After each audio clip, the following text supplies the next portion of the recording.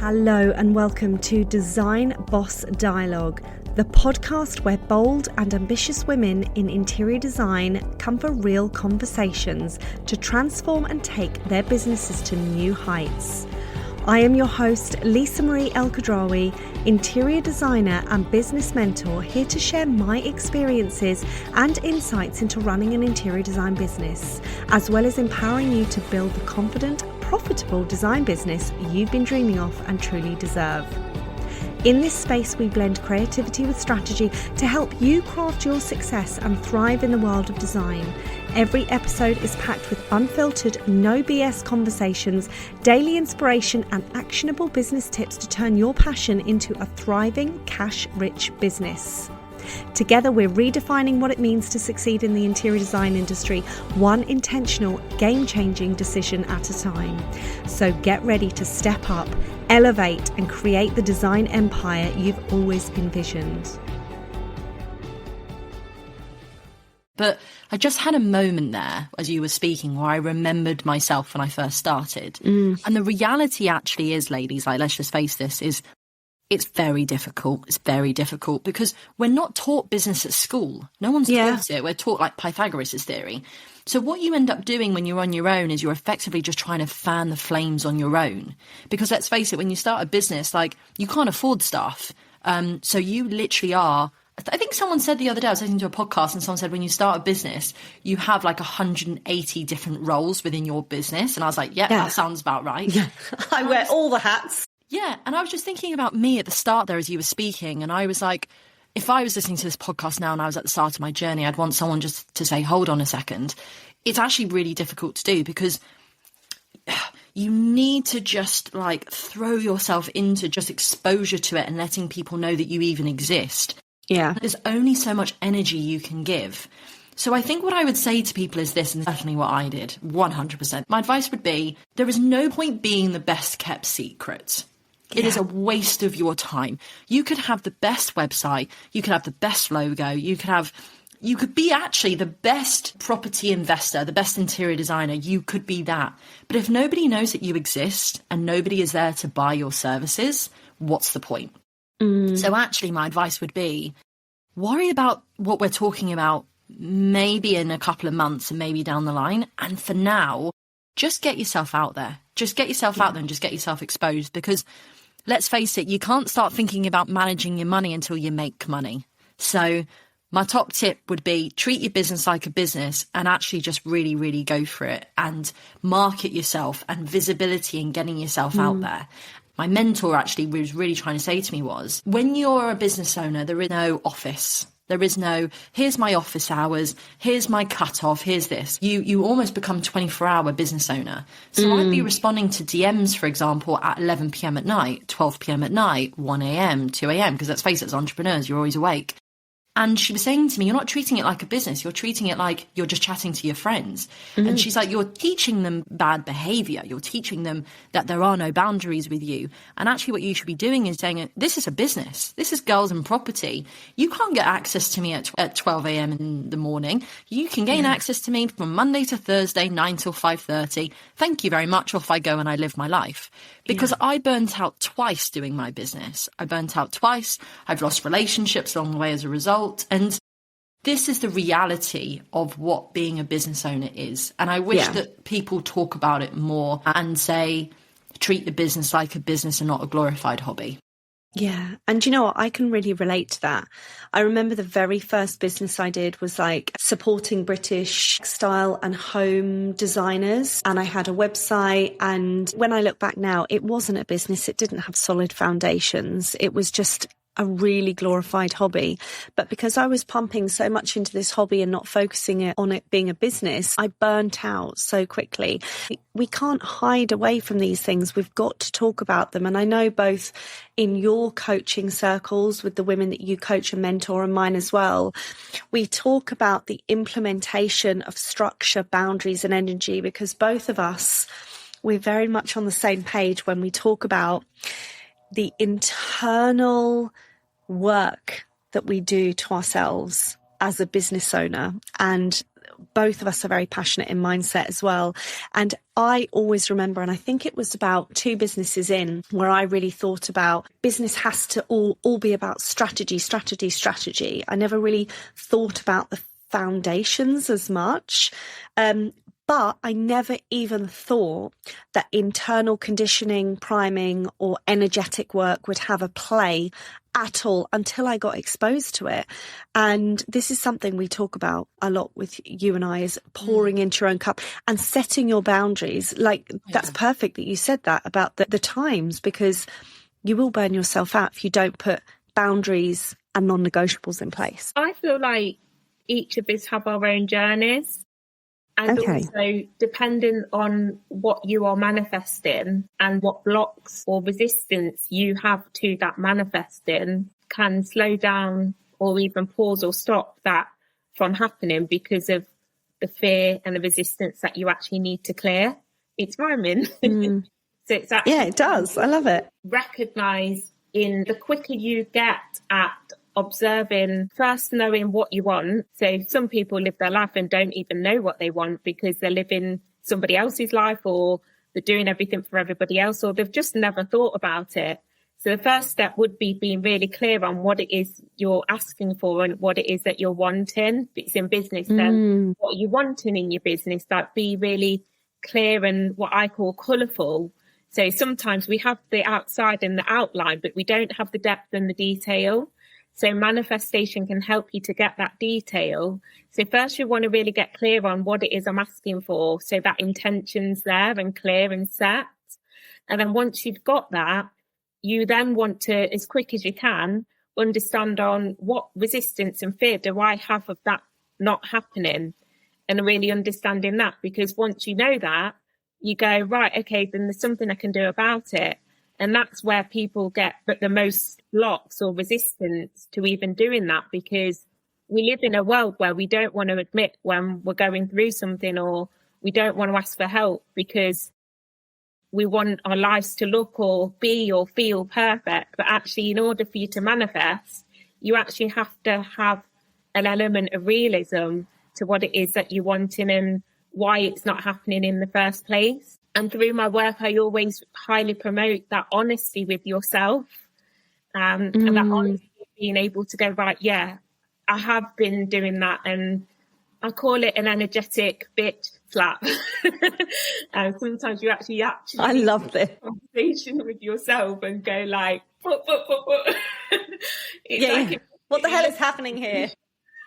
So in my community, everybody calls it EB slap. Love it. It's just being able to go, right, hold on a minute, and have a conversation with yourself, and not be like, I mean, it's not like being nasty to yourself. It's actually just being real with yourself and going, it's actually funny when you go, I'm doing it again. I'm doing that again. And everybody will have their version of what that again is. And it's being able to go, right, stop it. So have commands that you can say to yourself in order to kind of break those cycles and those habits. So for me, with my work, with manifesting, obviously people think it's just manifesting like houses and babies, and actually there's so much more deeper work that's embedded within that, because it's actually the rewiring or the relabeling of the subconscious, which often completely stops us from achieving and succeeding at the root and the way that we can. So it's being able to all unpick that, but also then what my work promotes is actually now and future focused.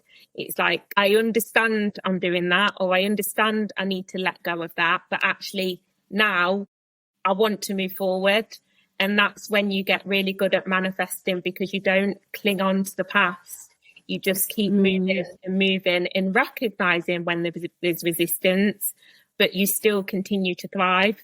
And that's what I just love to see with people, is like they recognize that there's habits and there's routines, but it's actually being able to break that and then thrive with their business and life. It's just the journey to be able to see what they were to before and after. The glow up, I call it. Yeah. It's amazing. Your thoughts around this. How strong does that golden thread running through your narrative, and how long have you kind of had that I need to just reframe my thoughts with regards to, you, personal, business, life, fabrics, whatnot? I think it's something that I've developed over time, and I'm probably only cognitively acknowledged that I'm able to do and learnt to do over the last 10 years, I think. I'm of an age where I've been through quite a few decades now. I've been through a divorce. I've lost people in my life. I've had various changes of career. As I mentioned, I was an actress. I've been to art school. I've done all sorts of things. And, within that, naturally, there are some bleak times that come and some difficult periods. But I always just feel there's a resilience that I'm really grateful for in my mind. And I think the resilience comes from being able to reframe. And of course, one needs to sit with emotion if it's a very tender time, and it's not about negating the realities of how one is feeling. But I think if you can see your circumstances as a point in a process rather than a landing and a kind of final destination, then that really helps me see beyond where I am. And I think reframing is an interesting point. I had a project when I was a lot younger, and I had a little one who was sort of 4 or 5, and I had a flat in London. And this wasn't an emotional reframing, but it was definitely a spatial reframing, which I think interior designers, of course, do all the time. We change the interior for somebody, and it can completely change the focus. And I had a flat in London, and it looked out, and it was on the 7th story of a very tall block right in the middle of central London, just by the hospital there, Great Ormond Street Hospital. Yes. Anyway, I looked out of my window and there was another block exactly the same opposite. And I remember thinking, if we could just shift that building like 20 foot, I'd have a much better view. Now, there's no way you can shift a building. But what I did with my kind of design eye was I took out a wall in the flat, and it meant that you could walk into the room from a completely different angle. Thereby, the building shifted kind of from one half of the window to the other half of the window. So it was a reframe of a physical building, and that was purely done by mental gymnastics. How can this happen? And that's a metaphor for what I do mentally, which is I'll look at something and I'll think, this is how it appears to me at the moment. And this is true. This is what it is. But how can I look at it from a different perspective and create a different reality from this thinking? And it's slightly hard to explain because every time one does it, it's for a different circumstance. And it's not something I've read about or something that I've developed through learning. It's through life experience and through my own mental survival mechanisms, optimism. Yeah. There's all sorts of reasons or words that I could use, but I'm just a big believer that if you view something differently, you can really change your relationship with your circumstances and your aspirations, actually. I think that is so powerful, and it's almost like you've explained a superpower, because a lot of designers have, where they're able to go into spaces and it might be complete concrete walls and there's nothing in the rooms or the space. It's completely concrete. And they can see the finished article and they can actually build the roadmap to go back, which is something I do with all of my clients after being in it for 15 years. It's a muscle that you exercise.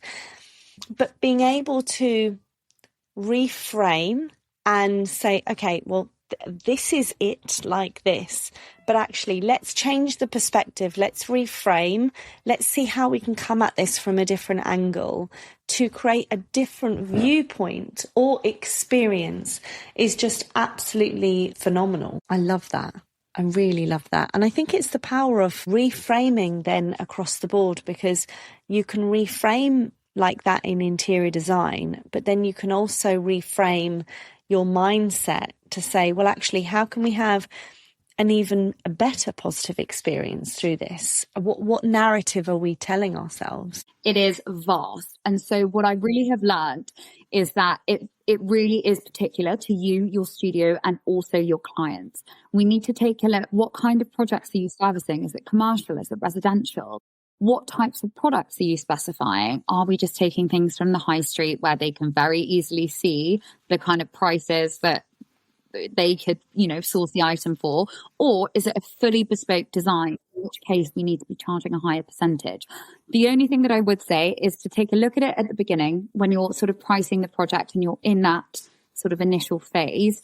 You need to sit down with the team that you have around you, so whether that's your senior designer, your junior designer, whoever, and look at the project when you are pricing it and decide at that point that that is the percentage that you will be charging.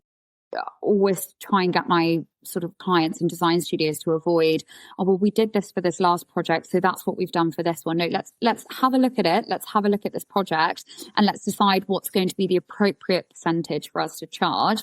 And typically most design studios will work similar-ish projects, and so they will find a rhythm that works for them. Personally, also do prefer transparency with clients. I think you can get yourself into a very sticky situation if you decide that you're going to put a higher percentage and you're not going to disclose. I think transparency is a really useful tool to have with your clients, and I think it builds up that kind of communication and trust, because particularly when you're working with residential, it is a huge trust that they're putting into you as their interior designer. So I think clear and open communication about the percentages that you are going to be charging as your handling fee is a really essential foundation to kind of start your project on. Yeah, I 100% agree. I think also the one thing that we also communicate is, especially with that transparency, and I have known design studios to be really caught out by the clients where they've gone and said, oh, well, my friend's got that. Why am I being charged X? And this is why we also always say, realistically, I believe this to be right, but the studio, certainly for at least 12 to 18 month cycles, should be charging the same procurement fee per project with the same transparency, certainly until they have price increases or company changes. Because obviously every time you do that or change that, you've got to change terms and conditions, you've got to change contracts, and then it's double handling documents, double handling work. And when you can find yourself getting into a rhythm of actually, these are the minimum spends, these are the procurement fees, these are the trade discounts, you can actually also pipeline forecast, which means that you can see actually how much the business is then going to bring in per project if it's going to get potentially procured. So, there are swings and roundabouts, but it is, like you say, it can be very varied to each studio, can't it? Yeah, and I think that it's important, so particularly with the newer studios, to figure out what kind of is going to work for them. And that can happen through, we didn't charge enough for that project and now we've got to charge a little bit more for this one. But forecasting, like you said, is a really, really important tool that you need to have within your business in order to, forecast your sort of financial growth and all of those different really key elements. And so knowing that you have a solid procurement fee means that when you take a job on immediately, you can look forward and say, we've got those 3 jobs booked in over the next 6 months. We know exactly what our profit margins are. And that is so essential before you dive in. It makes me feel so nervous when I hear studios say, oh, well, I think we'll make about this on this job. And I say, no, we need to know that before we're starting, because as much as we love interior design, we're not doing this just out of the good of our heart. It's a business, and we need to make sure that we have sort of confidence and security in the models that we're sort of setting ourselves up with. And so, yeah, being able to forecast for your projects is so important, so important. Welcome to day 6 of the Christmas Advent Calendar podcast. And as you know, this is a space where every day in December brings you a moment of grounding, reflection, and empowerment as we move towards a powerful 2026. Now, today's episode is a little different and best listened to at home first thing in the morning or last thing in the evening, as I know it's one that many of you will come back to time and time again. Now, we're stepping into a practice that has the power to rewire your thinking, strengthen your confidence, ground your energy, and reshape the way you see yourself in your future. And today I'm gifting you 2 subconscious scripts, one to use every morning as you set the tone for the day, and one to use every evening as you soften, release, and reset your energy. I want you to have access to these across the month of December so you can immediately get to work on your soulful mindset practices. These scripts are designed to speak directly to your subconscious mind, the part of you that carries your beliefs, your fears, your identity, your confidence, and the stories that you tell yourself. And when used consistently through December and beyond, these affirmations and scripts will create the emotional and mental foundation for the women you want to become in 2026. You can listen to this episode first thing in the morning with your coffee, whilst you're getting ready for the day, during your nightly wind down routine, or as a quiet moment with yourself before bed. So before we get started, I want you to find a safe, calm space. Place your hand on your heart, close your eyes, and take a deep breath in, and let's begin. This morning, I choose myself. I choose clarity. I choose confidence. I choose the woman I am becoming. I am powerful, capable, and ready for more. I wake up with purpose. I lead with intention. I trust myself deeply. Today, I show up as the woman who expands, the woman who grows, and a woman that knows her worth. My ideas are valuable, my presence is impactful, and my work creates change. I am open to new opportunities. I attract aligned clients, aligned people, and aligned experiences. I speak with confidence. I make decisions with certainty, and I trust the path unfolding beneath my feet. I am stepping into a new chapter, a chapter of abundance, creativity, leadership, and growth. My potential is limitless. My vision is powerful. My energy is magnetic. And today, I walk in alignment with the woman I am becoming, braver, stronger, softer, wiser, and deeply connected to my purpose. I am ready for more. I am ready for growth, and I am ready for 2026. So we need to pull that out of you. And I find a lot of businesses come to me with surface level wording. We see so much of this, don't we? Yes. And I almost feel sometimes people don't see, well, actually, how can my difference and my story set me aside and make my company more unique? What do I bring to the table? And this is such an important tip, I think, going into 2026, because we're going to get hit with this volume and wall of noise in this digital AI era. I mean, oh my God, we could talk, me and you. That's a whole separate episode, Lisa. That's like 3 podcasts in one. We can be here all night long, the whole 31 days. But I think it is so true that people going into 2026 need to think about, if they are currently feeling surface level in their business and in their brand, how do they create difference? And if you're not bringing your story in, now is the perfect time to bring your story in. Absolutely. Absolutely. Your story is your power. Yeah. And when we talk about the why as well, Lisa, let me just mention something on that. I also work with a lot of people, and have over the years, coaching, mentoring, just polishing people's skill sets and my own as well. And when I think about what I'm going to do, yes, start with a why. Simon Sinek wrote a great book about it. But there's also this deeper dive that you talk about. If you can answer 5 whys, you're going to get the actual why. So when we ask why, we start at number 1. And sometimes people say, oh, because. And they say, why? Well, okay, because. Yeah. Why? Why? And then when you drill down, the surface why is very different to the actual why. Yeah, absolutely. And, I do this exercise with so many women that come to me on a one-to-one basis. And I ask them a set of questions. I do, because we start with, when we mentor and coach, the anchoring and the purpose.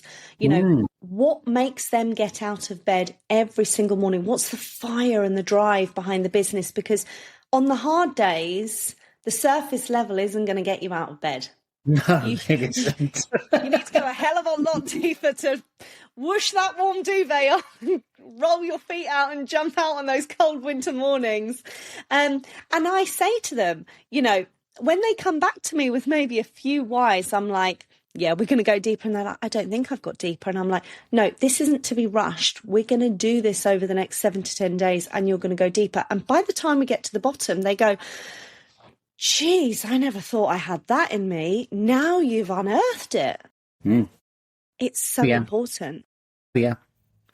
Yeah, I mean, you know, and again, you know, it can spill into any area.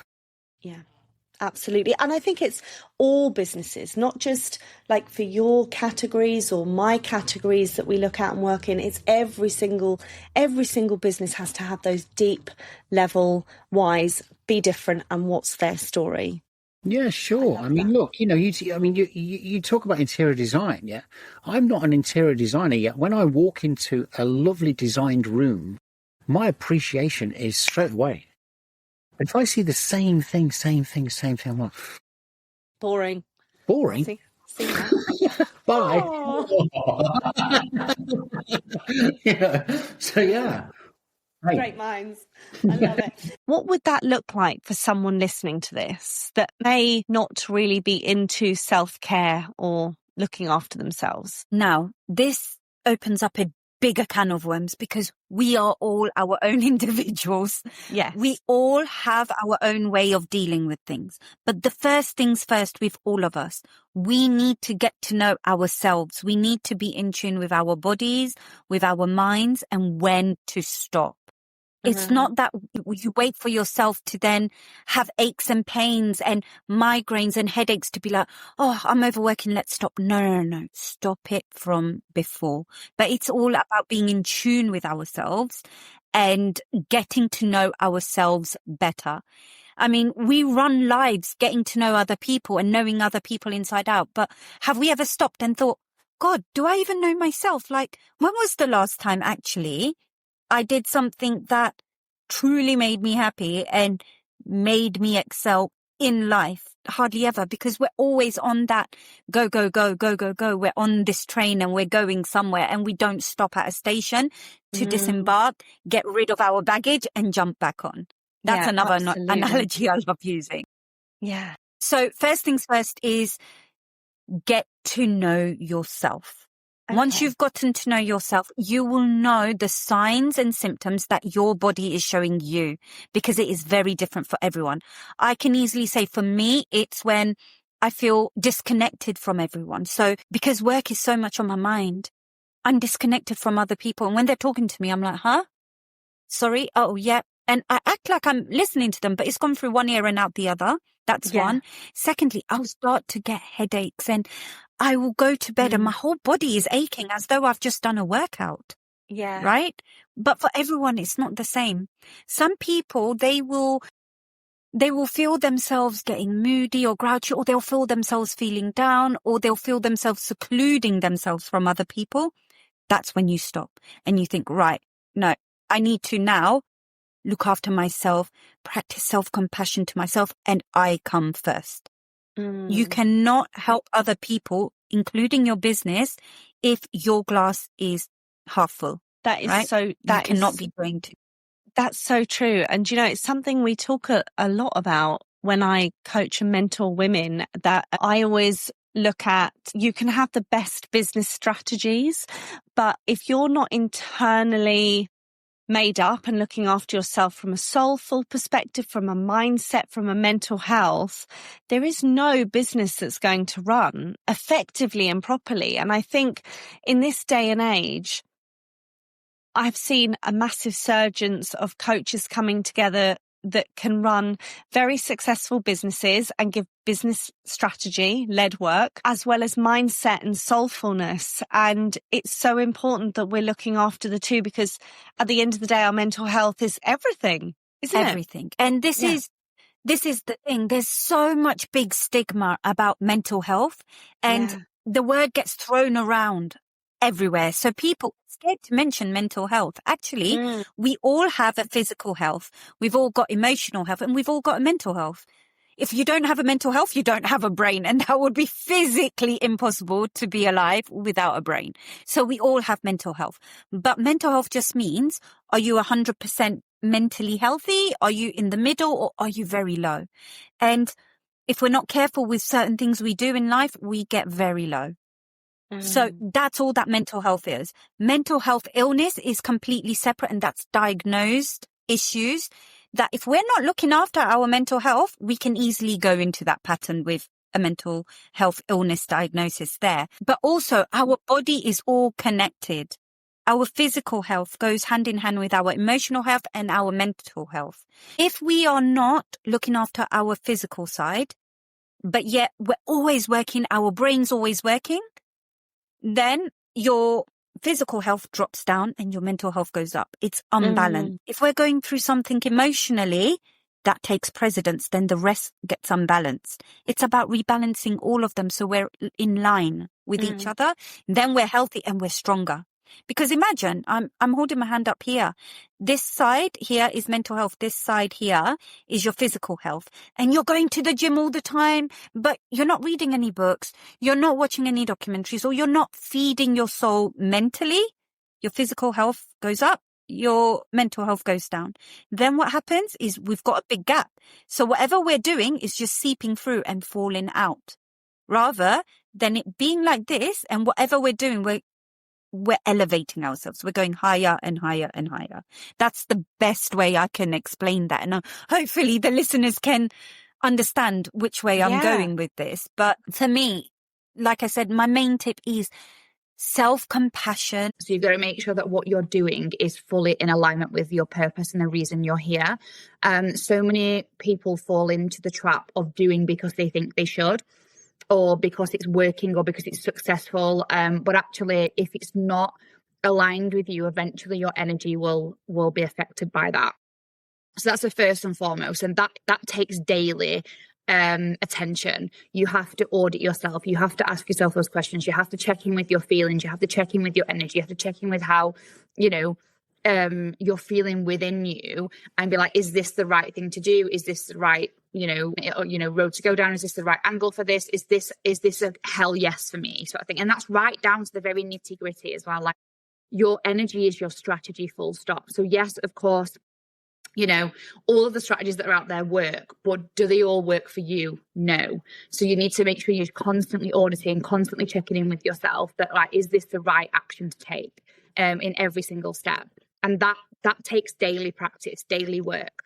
And another thing that I would say that needs to be done on a daily basis is everything that you love, like making sure that the actions that you're taking, the things that you're doing, your time that you're spending is spent doing things that you love. So I've really manipulated my businesses to make that the thing, so that I feel like I'm fucking about my mates all day.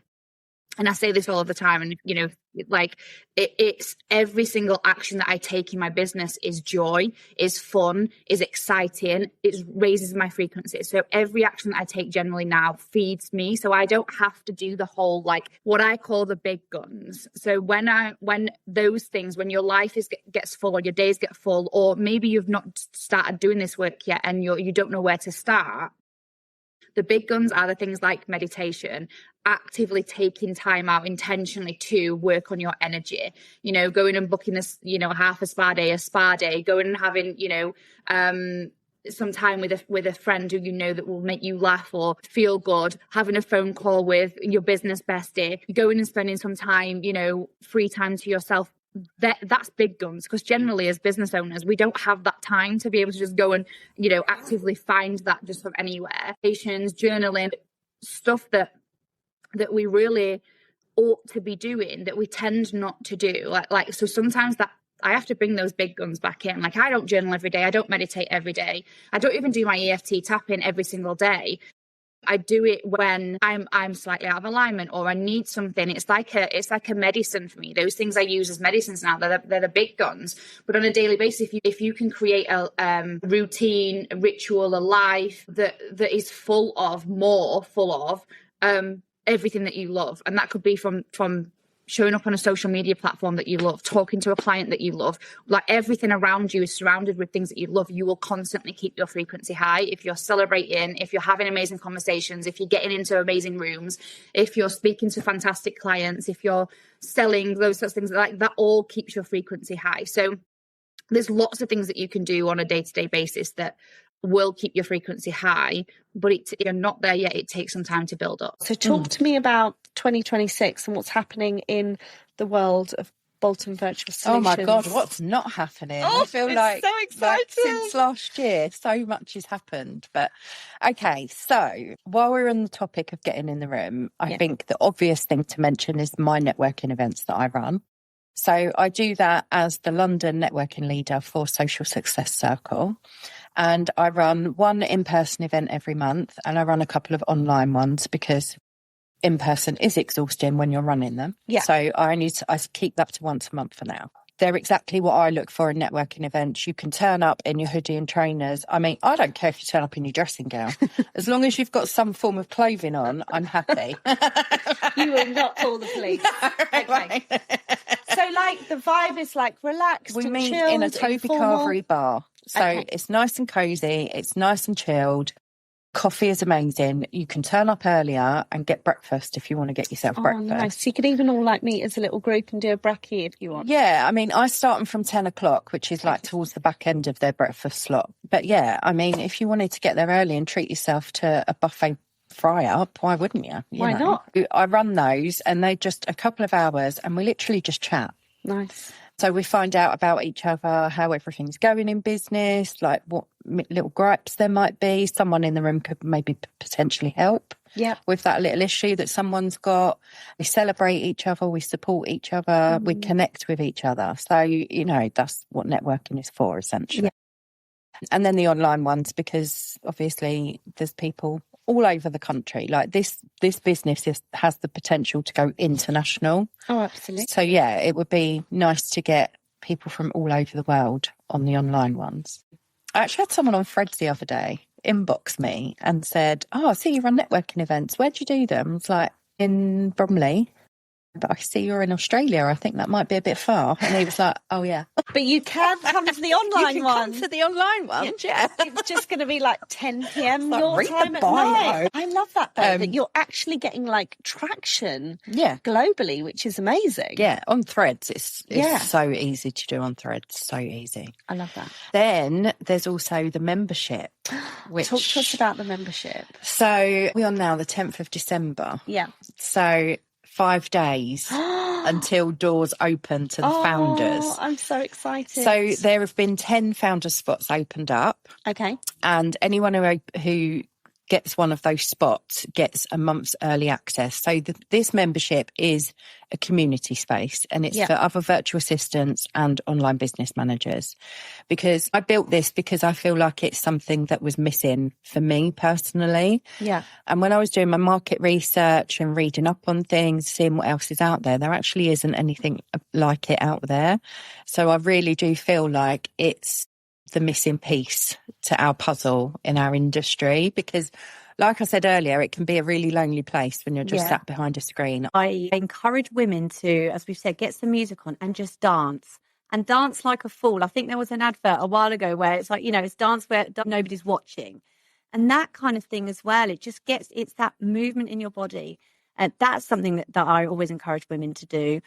Obviously, again, the journaling, and also this could be tricky, and it depends how you feel with this kind of thing. But I always sort of say, if you can go into a place where you can go and look on somebody's Instagram and explore what they're doing, but do it in a way that you're not going to compare yourself, that can actually be a very powerful tool, because somebody else is showing you what's possible for you. And don't go into the comparison side, but look and think, okay, how is she doing that?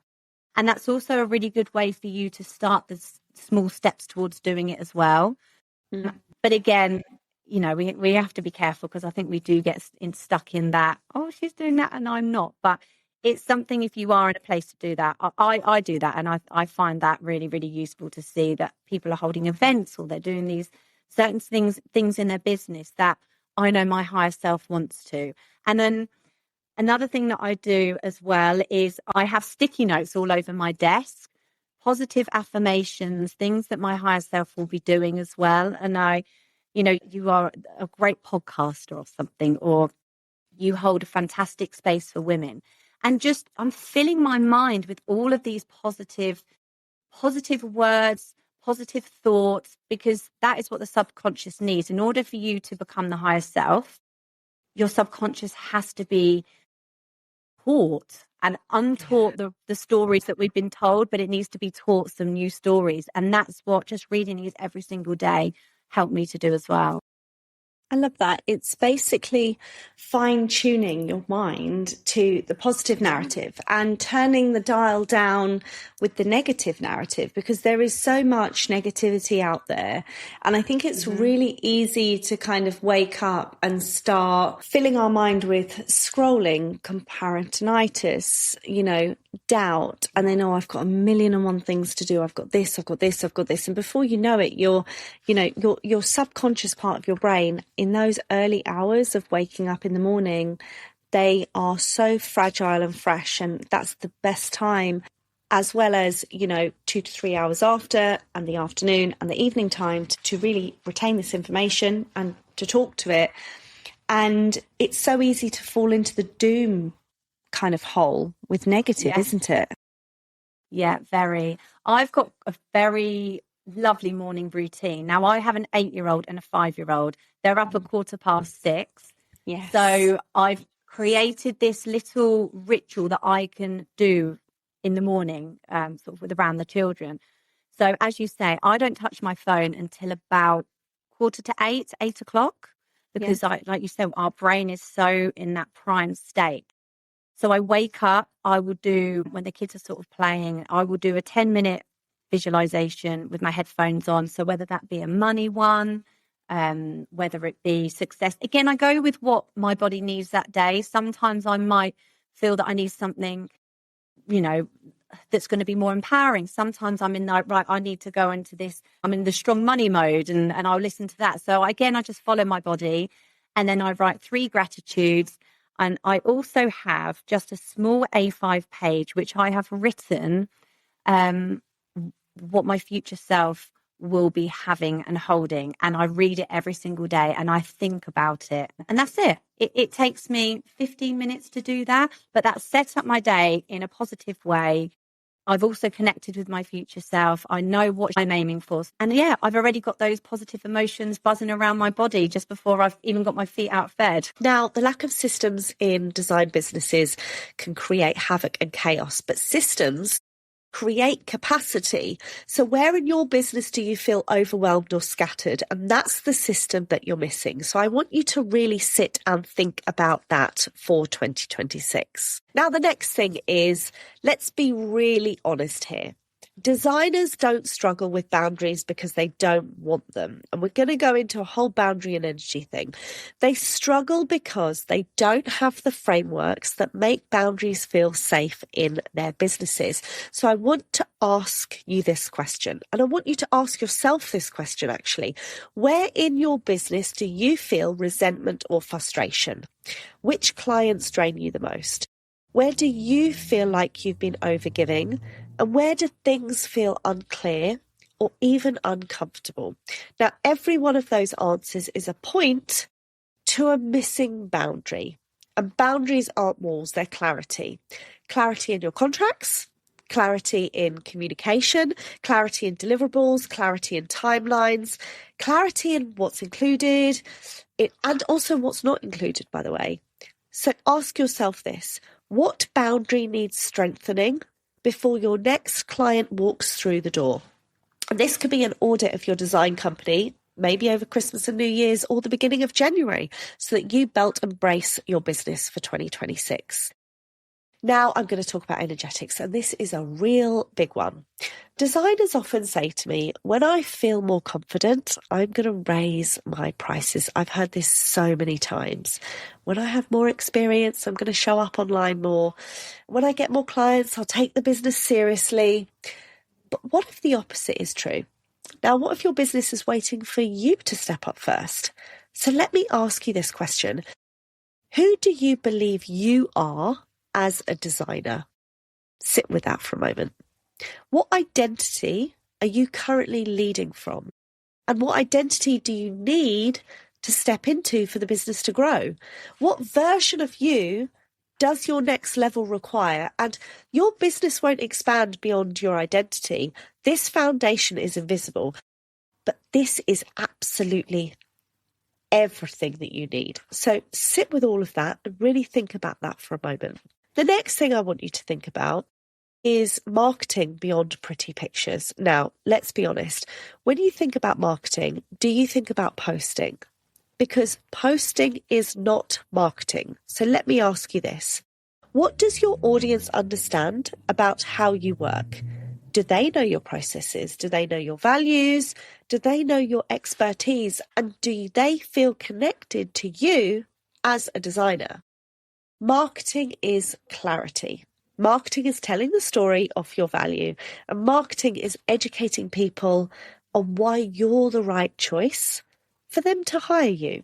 So let me ask you this. Is your marketing creating demand or simply filling a feed? Sit with that and let me know how you get on. Now, bringing everything together is something that I really want to talk about here. Okay, so if you look at everything we've covered, your service structure, your pricing, your systems, your boundaries, your identity, your marketing, which area feels like the biggest gap for you right now out of the questions that I have just asked you? Do you know what? I was just thinking about just that as you're saying that, and I'm gonna do some promotion for you right now, because this is why what you're doing in January is so important. Yes, it's both. It's the strategy. You've got that strategy and soul, right? It's the energetics and the business. You can only go so far with one of them. If you didn't have the other.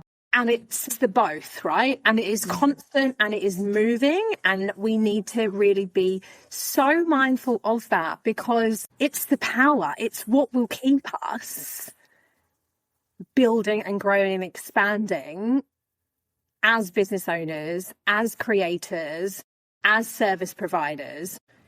You know, I always think about it in terms of, it's like, put your own mask on first. Like, there is that need from an energetics perspective to be open to playing with it and using that. And I was listening to a podcast on the drive home today, and I was thinking about you, and I was thinking about the visionary event and what everybody's going to experience, and that real beautiful blend and mix of the two. And they were talking about like vision boarding, and the lady who was on the podcast said, I actually call it like action board, because a vision is nothing unless you take action.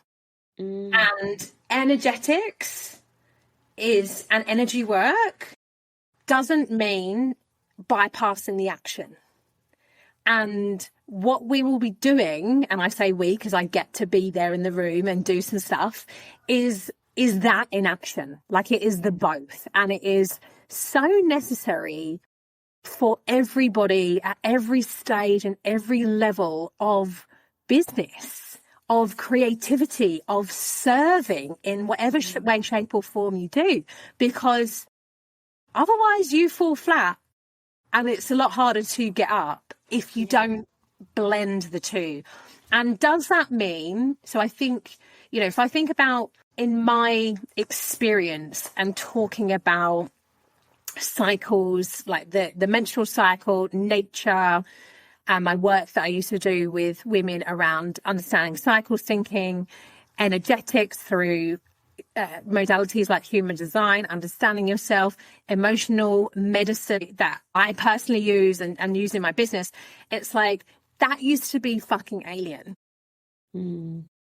That used to be something that was like, oh, I don't know. And now there are like loads of business owners coming out of the proverbial closet saying, oh, I do that. That's something in my toolkit, because the both are required to be successful in business. Yeah. The energy work and the business strategy. And for years I thought I just needed the strategy.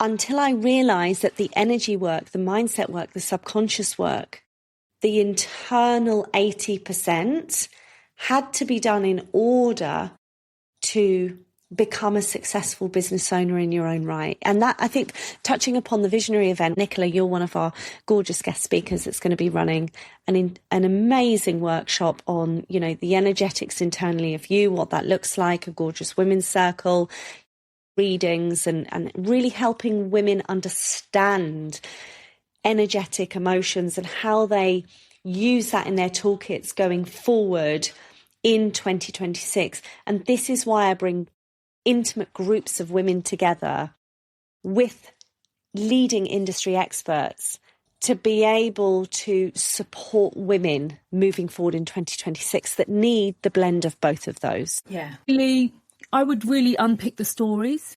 So I would start to lift the lid on what you believe is the reason that you can't step forward or that you can't let go, because there will be some resistance. For example, if somebody was still charging their 2020 prices and they were still serving people at a lower level, and that's not disrespectful, but they've evolved. You know, they've excelled in what they're doing. They provide even deeper transformation, all of that.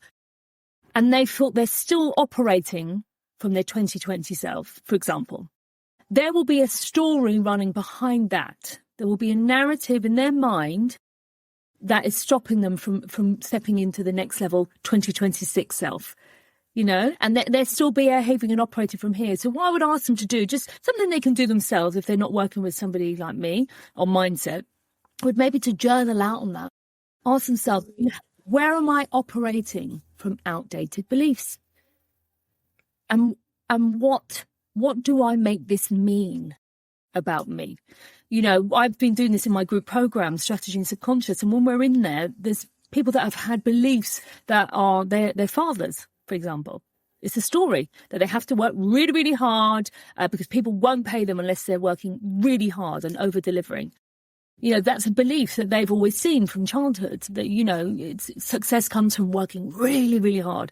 So it doesn't mean that you don't have to put the hours in, but there's other narratives. So I think, first of all, understand where the story is coming from.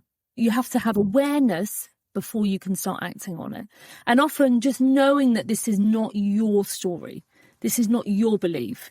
So there's really stepping into the self-worth piece, knowing that you are worthy of this next level. You know, so I would say journaling on that, really being reflective and curious. And then where am I holding myself back? Where am I holding myself back from that next level identity?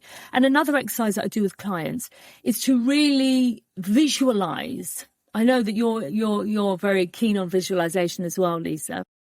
I like my clients to really visualize who they want to be. So I'd love for your listeners to think about where they want to be 1 year from today when they're listening to this. So December 2026. What would that next level version of them be doing? Like you touched on, Lisa. What decisions would she be making? Would she be quibbling over 2020 prices as she builds her empire? Okay, there's a real misalignment there, isn't there? And that's not always without shame or judgment on ourselves, but there's a misalignment. We can desire and wish for this next level version of ourselves, but we're keeping her on a pedestal and unattainable if we're still operating from an old, outdated mindset. So we need to start to bridge that gap, as you say, energetically, by making decisions today, not next year, not in January, not in Q3, Q4 as we go in. It's from taking steps today. It's taking steps every single day. What would she do? I know that you're a real big fan of this as well, Lisa, aren't you? What would she do? I love it. Yeah, for my higher self. Because we need to start making those decisions now to bridge us to that person. And when those old beliefs and stories are coming up, start to be curious about them. When you get fearful of raising your prices, when you get fearful of going to speak on stage, be curious and start to explore that inner work. And that can look like different things for different people. I use NLP, which is neuro-linguistic programming, all different techniques to help people lift that. But even starting with journaling, awareness is a great next step. Like I mentioned, you have thoughts, you experience emotions, but they're not you. Okay. Just as you're not happiness, you're also not sad. They're emotions that we experience. And an emotion will only normally last 5 seconds. Think about the last thing that made you really happy. Oh gosh, there's so many thoughts. Yeah. Yeah. But how long did it last? Yeah. That the immediate experience was probably about 5 seconds. Yeah. Like it is with sadness. But what happens with happiness, we experience it, we get the rush, the striper count comes through and you hit it. You're not feeling like this all day. The striper count's not hitting endorphins all day, like it cuts down. But that's because we experience sensations of emotions all day, every day. What happens while the sadness stays or the anxiety stays, it becomes known. And your subconscious loves anything known, so it will keep hold of it and be like, oh yes, this is a known feeling. We know what to do here. Panic, anxiety. Yeah. Then we start going into, for example, one of my patterns would be a pity party. See, this never works out. It's really hard for me. It's because I need to work harder. Yeah. It's not going to happen for me. You go into that. Yeah. So that's just like a simple little exercise that I want you to do to just get, again, the awareness around what you're experiencing, how you're thinking, how you're feeling, how we can change it. So it's the breath work. It's the reframing and asking questions and the simple statement of, I thought it had me, but now I have it. Yes. So we're taking back that control. I want you to imagine it as if me and you are going for a nice bougie dinner, right? And we go to the types of restaurants where we have a lot of cutlery. Okay. Love a lot. And then the waiter comes over and they say, what would you like to drink? And I'm like, I'll have a glass of champagne. And I will have a Whispering Angel rosé. Wonderful. Okay. And he's like, perfect. So we carry on chatting. We're not sitting here going, bring in the verb. Do you think he heard that you wanted Whispering Angel or not and have a rosé? We're not. We're just like, yeah, fine. So then he comes over and he's hot, by the way. So when he comes over, we're a bit like, hi. And he's bringing over more cutlery. And we look at each other and we go, we don't need more cutlery. Like, we've got so much cutlery. Like, what on earth is going on here? And you're like, well, I can't say it. And I'm like, well, I don't want to say it. This is really awkward. And he goes, more cutlery. And then you go, you get your big boy pants on and you remember Natasha teach you subconscious rewind. Then you go, it's okay, thank you. I have enough. And then he smiles at it and he goes, okay. And he walks away. Exactly like that hot waiter, I want you to experience it with thoughts. You get to determine whether you take that thought on or not. Okay. Because we have so many thoughts. I just want you to see them as just like clouds. It's the ones that we then take on and we make it mean something about us and we go down this. And we let them infiltrate our system. Yeah. And then the whole day, your brain is coming from the place of that thought, that memory, that emotion that happened probably years ago, but we're still navigating our life and business from it. So I want you to pretend that that thought is like the hot waiter. And you just get to give that statement. You're saying it's okay, it's not necessary. Yeah, it's okay, I don't need it right now. Yeah. I don't need it. No action needs to be taken. No action needs to be taken. It's not necessary. And then your brain then signifies to your body, I can relax and it's fine. And then we're not in survival mode. And then we can access the logic to go, actually, yeah. Okay, so what are we doing? Let's think about our next plan. Thank you so much for tuning in to this episode of Design Boss Dialogue. If you love what you heard, then please share the podcast with your friends and any women that could do with a dose of empowerment just from me. I would love to hear your thoughts around today's podcast with your key takeaways and wins, because your feedback means everything to me. Also, don't forget to leave a review as well as hit that follow button so you never miss out on any inspiring conversations with me or any other trailblazing women I have on. Stay tuned for more exciting episodes, and remember, unleashing your inner design power and unlocking your true potential is only a click away. See you next time.